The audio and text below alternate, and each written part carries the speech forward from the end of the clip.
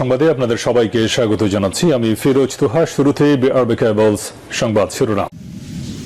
শিক্ষার্থীর ওপর হামলার প্রতিবাদে বৈষম্য বিরোধীদের কর্মসূচি। বাবরের জীবন থেকে 17 বছর কেড়ে নেয় প্রথম আলো। আলেপের বিরুদ্ধে বন্দির স্ত্রীকে রোজা ভাঙিয়ে ধর্ষণের প্রমাণ পেয়েছে প্রসিকিউশন। জামায়াত কেন জাতীয় নির্বাচনের আগে স্থানীয় নির্বাচন চায়, যা বললেন সেলিম। শত কোটি টাকা আত্মসাৎ করেছিলেন সাবেক গভর্নর। 3 নির্বাচনে দায়িত্বে থাকা 22 ডিসিকে বাধ্যতামূলক অবসর, অন্যদেরও ওএসডির সিদ্ধান্ত। শিক্ষার্থীর উপর হামলার প্রতিবাদে বৈষম্য বিরোধীদের কর্মসূচি।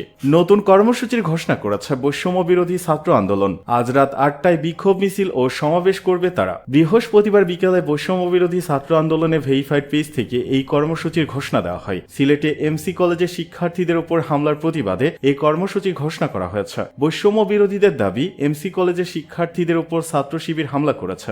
আজ রাত 8টায় ঢাকা বিশ্ববিদ্যালয়ের রাজু ভাস্করের পাদদেশে বিক্ষোভ মিছিল ও সমাবেশ করবে বৈষম্য বিরোধীরা। কর্মসূচিতে অংশগ্রহণে সবাইকে আহ্বান করা হয়েছে। এমসি কলেজ সূত্রে জানা গেছে, কুয়েটের সংঘর্ষের ঘটনায় প্রকাশিত একটি নিউজে কমেন্ট করেছিলেন সিলেট এমসি কলেজ ইংরেজি বিভাগের 3য় বর্ষের শিক্ষার্থী মিজানুর রহমান রিয়াদ। সেই ঘটনায় তার উপর হামলা করা হয়।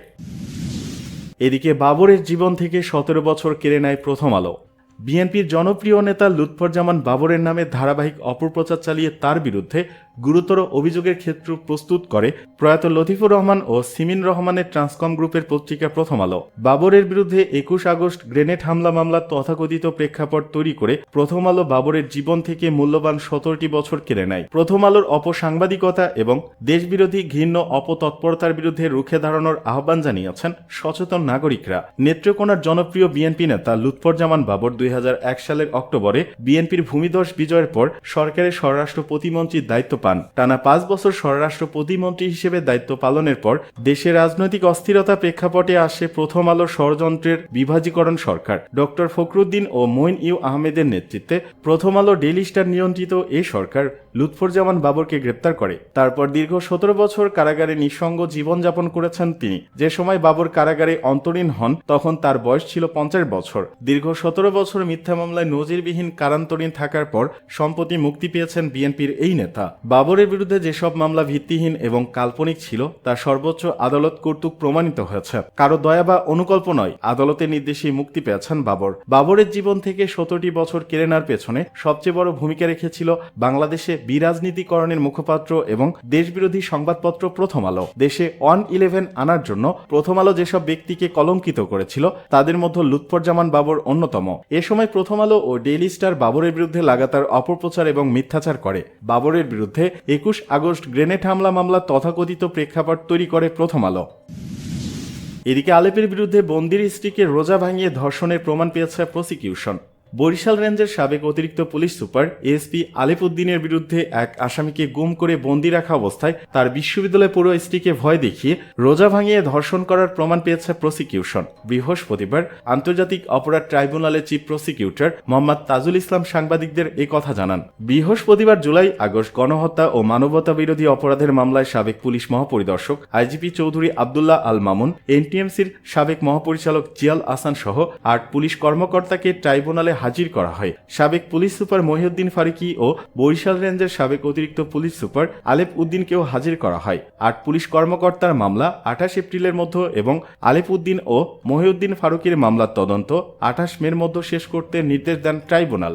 আলেপ উদ্দিনের বিষয়ে তিনি বলেন, তার বিরুদ্ধে অভিযোগ সবচেয়ে মারাত্মক। তিনি অসংখ্য মানুষকে গুম এবং নির্যাতনের সাথে জড়িত।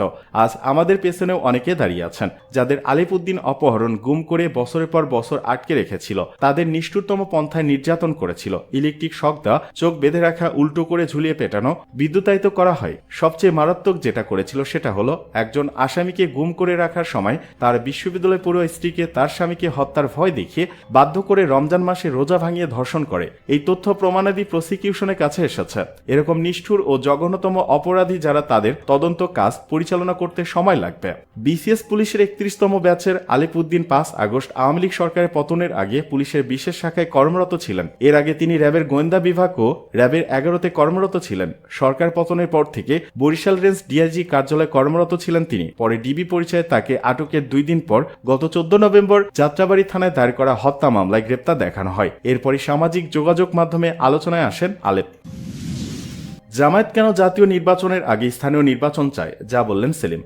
বাংলাদেশ জামায়াত ইসলামী ঢাকা মহানগর উত্তরের আমির সেলিম উদ্দিন বলেছেন, স্থানীয় সরকার নির্বাচন আগে হলে জনগণকে আমরা কিছুটা রিলিফ দিতে পারতাম, তারা স্বস্তির সহিত আগামী জাতীয় নির্বাচনে ভোটটা দিতে পারত। আমরা জনগণের কল্যাণের কথা চিন্তা করে স্থানীয় নির্বাচনটাকে আগে দাবি করছি।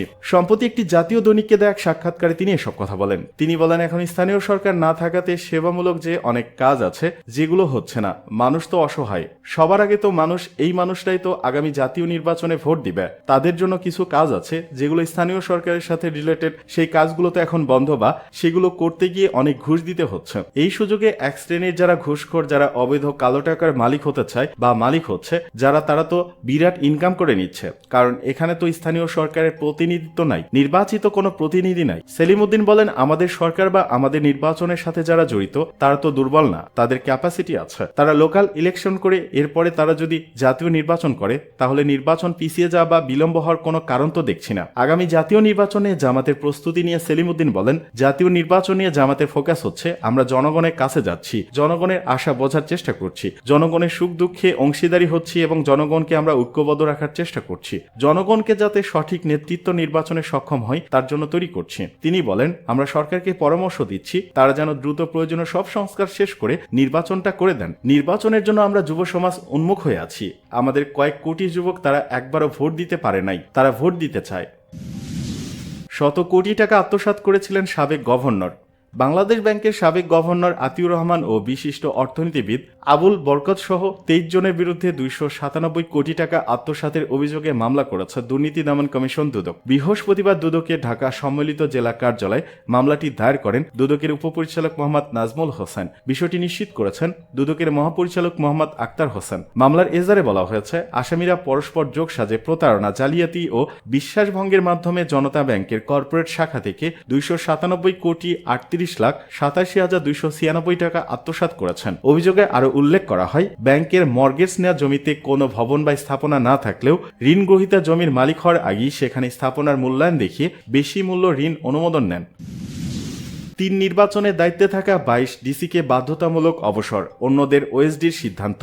বিগত 2014, 2018 ও 2024 সালে অনুষ্ঠিত বিতর্কিত নির্বাচনের দায়িত্বে থাকা জেলা প্রশাসক বা ডিসিদের মধ্যে যাদের চাকরির বয়স 25 বছর পূর্ণ হয়েছে তাদের বাধ্যতামূলক অবসরে পাঠানোর সিদ্ধান্ত নেওয়া হয়েছে।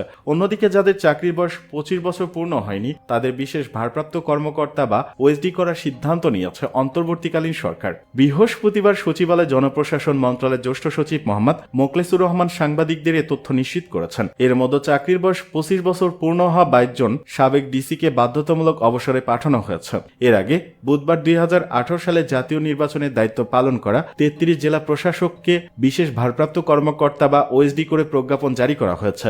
জনপ্রশাসন মন্ত্রণালয় থেকে সংক্রান্ত পৃথক 6টি প্রজ্ঞাপন জারি হয়েছে। যদিও কি কারণে এসব কর্মকর্তাকে ওএসডি করা হয়েছে তা প্রজ্ঞাপনে উল্লেখ করা হয়নি। ওএসডি হওয়া কর্মকর্তারা যুগ্ম সচিব পর্যায়ে বিভিন্ন মন্ত্রণালয় ও দপ্তরে দায়িত্ব পালন করছেন।